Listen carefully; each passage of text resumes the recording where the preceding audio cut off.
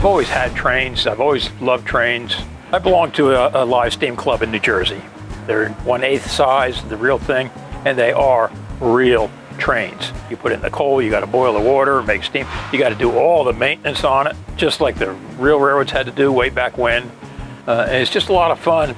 We also go to other clubs a couple times a year. I needed 3 things out of the build. 1, a weekender where I could just go someplace for a weekend real quick. Number 2, I also kind of needed it for work. It's kind of a semi-office. Occasionally we'll have a client in here and we'll go over computers. There's a big office table.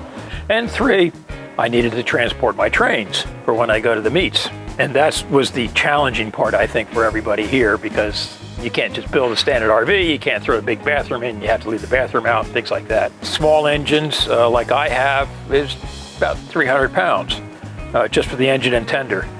And the cars themselves, they're usually less than 100 pounds each. It's got special hold downs built into it. It's got grooves for the flanges of the wheels for the trains, which I have carpeting on top of that is removable. It's a 2-deck setup. I can have the engines down low, and then there's going to be a second level that's right above the kitchen sink, full length. But of course, I'm coming up with things that they've never done before. So it was a nice challenge for them. I think they really enjoyed it. I sat down with Rob. I spent a full day, actually I spent 2 days with him, just going over design scenarios, where to put certain things in here, what works best. I had some ideas. He suggested a few other things that actually I think worked out much better. I wanted just a twin-size bed, but it also had to fold up completely out of the way. They've done that very nicely.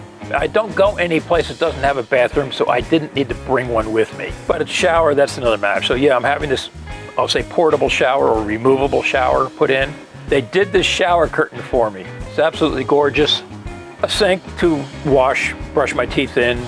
It does have an induction cooker, which is not built in. It's right now in a drawer. And a microwave, which is all I need. I'm going to get a portable refrigerator freezer because it needs to be able to move depending upon what I have in here. So I couldn't do a built-in refrigerator. And that's going to satisfy me quite happily. This is really what I had envisioned. In some cases, it's better than what I had envisioned. Wow. I'm just very impressed with it.